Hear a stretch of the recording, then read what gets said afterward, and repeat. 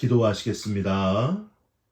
하나님 감사합니다. 우리에게 또 새로운 하루를 주셔서 호흡하게 하시고 주님 앞에 나와 기도하면서 하루를 출발하게 하시니 감사드립니다.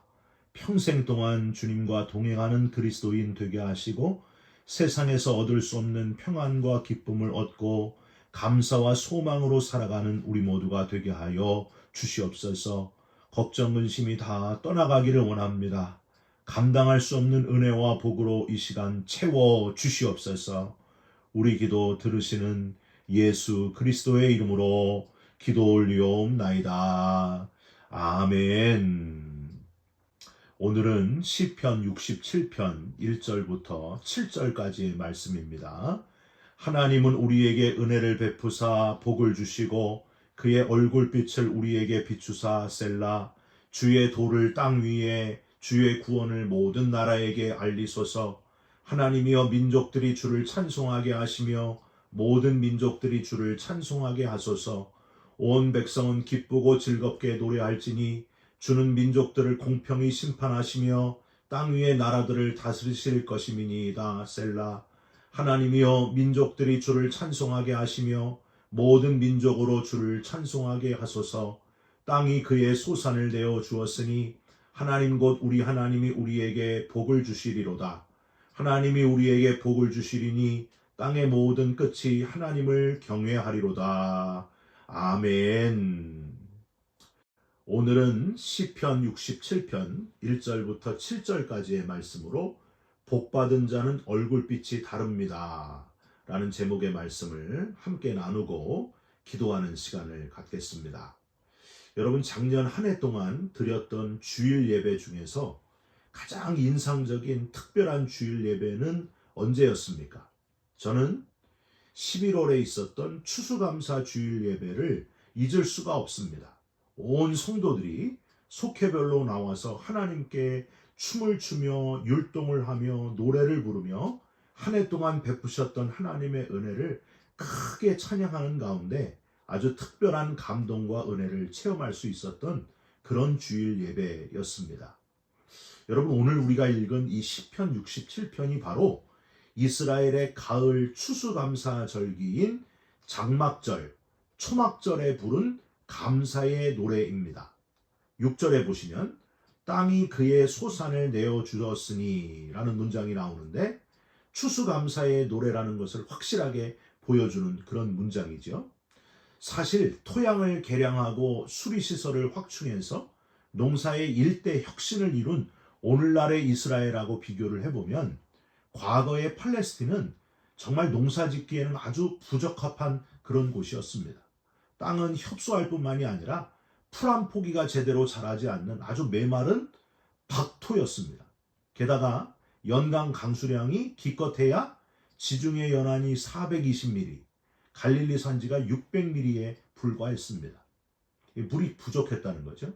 여기 캘리포니아도 물이 부족한 곳으로 비가 잘 오지 않는 그런 주 아닙니까? 이스라엘은 더욱더 심했습니다. 아열대 기후로 우기와 건기가 명확하게 구분되어 건기인 여름철 양력으로 5월, 6월에는 거의 비라고는 찾아볼 수도 없었고 우기인 겨울철 지금의 10월에서 4월경에는 다소 많은 비가 내렸습니다. 그런데 비가 와도 주로 엄청난 폭우가 쏟아져 가지고 홍수가 나기 일쑤였습니다. 땅도 석회암층이라 가지고 물이 금방 지하로 빠져버리면서 토양은 항상 수분이 없는 건조한 상태였습니다. 게다가 온도도 문제였어요. 예루살렘 주변의 기후가 섭씨 60도에서 70도를 오르내리고 일교차가 극심해서 어떤 때는 낮과 밤의 온도차가 무려 40도에서 50 정도였습니다. 너무 더웠다, 너무 추웠다 그랬다는 거예요. 문제가 또 있었어요. 한창 곡식이 여물어야 하는 여름철에는 사막에서 동남풍이 불어와가지고 식물들을 싹 말려버리기 일쑤였습니다. 그러니까 온도, 날씨, 바람, 강우량 그 어느 것 하나도 제대로 농사짓기 어려운 환경 속에서 풍성한 수확을 거두고 드리는 추수감사, 어려운 환경이었기에 수확의 기쁨은 아주 더할 수 없이 컸다고 하는 거예요. 그래서 이스라엘 백성들은 가을 추수감사절기인 수장절, 장막절, 즉 초막절에는 아주 성대하고 풍성한 감사절기를 지내는 것이 관례였습니다. 여러분, 이 수장절, 장막절은 원래 어떤 절기라고 기억을 하고 계십니까? 다른 이름인 초막절이란 단어를 보면은 기억이 나실 거예요. 초막, 즉 이스라엘 백성들이 출애굽 이후에 40여 년 동안 광야 생활을 한 것을 기념하기 위한 절기가 바로 초막절, 곧 수장절이었습니다. 일주일 동안 이 수장절에는요, 유태인 부모님들이 일부러 광야 같은 곳에 나가서 초막을 짓고 축제를 벌이면서 자녀들에게 그 옛날 이스라엘 백성들의 조상들이 끊임없는 유랑 생활을 하면서 하나님이 그 어려운 가운데서도 어떻게 보호하시고 먹이시고 입히시고 돌봐주셨는지를 가르치는 그런 절기였습니다. 그러면서 지금 현재의 삶에 감사해라, 그걸 바라는 마음으로 지낸 절기가 바로 초막절, 장막절, 수장절이었습니다. 오늘 본문이 바로 그런 초막절, 수장절에 불려지는 노래예요. 그런데 우리는 이 시편 67편을 읽고 묵상하면 묵상할수록 아주 중요한 사실을 하나 발견할 수 있습니다. 첫 번째, 추수감사의 기쁨 속에는 본질적으로는 구원받은 것에 대한 감사가 자리 잡고 있다는 사실입니다. 겉으로는 추수감사지만은 실제로는 우리를 살려주신 것, 그 거친 광야 40년 생활 가운데서 우리를 지켜주시고 죽지 않게 하시고 살려주신 것, 건져주신 것, 구원해주신 것에 대한 감사하는 마음이 중심에 자리 잡고 있었다는 사실입니다. 사실 지금 우리가 사는 이 미국 땅에요, 이 미국 땅에 처음 온 사람들, 그분들이 추수감사의 예배를 드릴 때도 그 추수감사의 본질은 곡식을, 채소를 많이 거두었기 때문이 아니었습니다. 터키 고기가 너무 맛있어가지고 그래서 감사한 것도 아니었고요. 마음 중심에 뭐가 있었느냐? 영국을 떠나 먼 땅, 그 당시에는 참 거친 땅, 새로운 땅, 매사추세츠의 플리머스 식민지로 이주한 필그림, 파더스의 첫 수확에 대한 기쁨의 예배였습니다. 이제는 마음 놓고 하나님께 예배할 수 있는 기쁨의 예배였습니다. 당시에 유독 추웠던 겨울, 가족들이 풍토병으로 인해 가지고 많이 목숨을 잃었고 주위에 거주하고 있던 인디언 부족 완파노아그족의 도움이 없었다면 살아남을 수 없었던 그 어려운 상황에서 그럼에도 불구하고 살 길을 열어주시고 구원해 주신 하나님께 감사하면서 드린 눈물의 예배가 바로 그 예배였습니다. 추수감사 예배. 여러분, 우리가 이제 몇 달 지나면 추수감사 예배도 드리고 성탄 예배도 드리고 송구영신 예배도 드리고 신년 예배도 드릴 텐데, 사실 모든 예배들의 중심에는 뭐가 있어야 됩니까? 구원받은 것에 대한 감사의 마음이 있어야 됩니다. 주일마다 드리는 주일 예배의 중심도 역시 구원받은 것에 대한 감사입니다. 십자가를 중심에 놓고 드리는 우리의 예배, 가장 중요한 건 저 십자가에서 내가 죽어야 되는데 대신 예수님께서 십자가 지심으로 우리를 구원해 주신 것에 대한 감사, 그것보다 중요한 게 없다고 하는 겁니다. 시작도 구원에 대한 감사고 마지막도 구원받음에 대한 감사여야 됩니다. 아무리 강조해도 지나치지 않아요. 여러분, 교회에서 하는 모든 행사의 중심에는요, 이 구원이 자리 잡고 있어야 된다는 거예요. 심지어 속회 예배를 드려도 음식 준비하는 것보다 더 중요한 거는, 친교를 하는 것보다 더 중요한 건 궁극적인 목적, 바로 구원받은 것에 있다는 겁니다. 추수감사절에 가장 많이 부르는 복음성가가 뭐예요? 날 구원하신 주 감사, 모든 것 주심 감사. 시작이 뭐예요?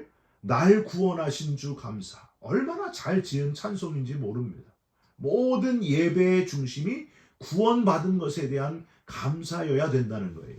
여러분, 오늘 이 새벽에 우리가 지금 예배 드리는 것도 중심이 구원받음에 대한 감사로 자리 잡고 있으시기를 주님의 이름으로 부탁드립니다.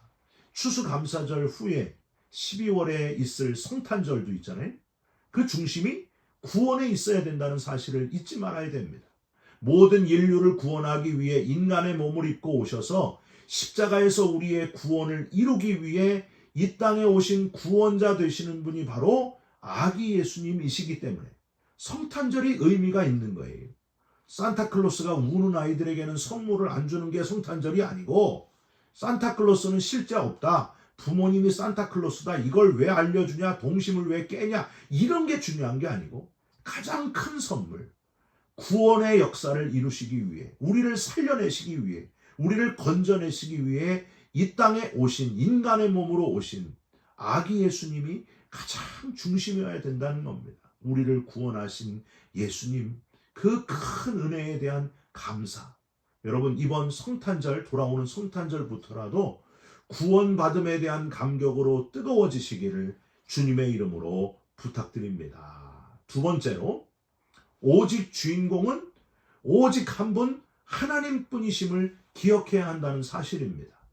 구원을 주시는 분, 곡식을 주시는 분, 땅의 소산을 주시는 분 다 누굴까요? 하나님이십니다.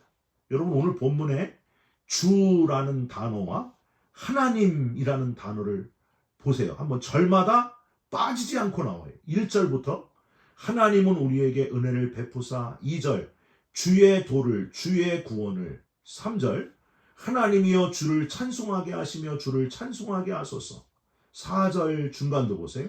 주는 민족들을 공평히 심판하시며, 5절 3절처럼 하나님이여 주를 찬송하게 하시며 주를 찬송하게 하소서, 6절 하나님 곧 우리 하나님이, 7절 하나님이 우리에게 복을 주시리니 땅의 모든 끝이 하나님을 경외하리로다. 그러니까 모든 절마다 한 번도 빠지지 않고 계속해서 주, 하나님이라는 표현이 계속 나오고 있습니다. 여러분, 연애편지 언제 쓰셨어요? 연애편지 쓰는 남자가 너무 여자친구를 사랑해가지고 여자친구의 이름을 수도 없이 써가지고 1000번을 써가지고 보냈다는 이야기 들어보셨죠? 1000마리의 학을 접어가지고 여자친구 이름을 다 써가지고 접어서 보내는 사랑에 빠진 남자. 이 시편 67편 시인이 바로 그렇게 하나님을 얼마나 사랑했고 사랑에 빠졌던지 절마다 아주 절절하게 하나님, 주님 그 이름을 언급하고 표현하면서 반복해서 표현하고 있다는 거예요.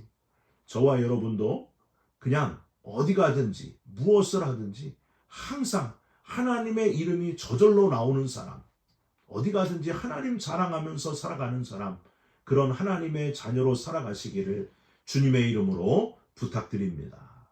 마지막으로 우리의 좁은 시야를 벗어나 나를 먼저 믿게 하신 이유, 사명을 발견하는 저와 여러분이 꼭 되시기를 부탁드립니다.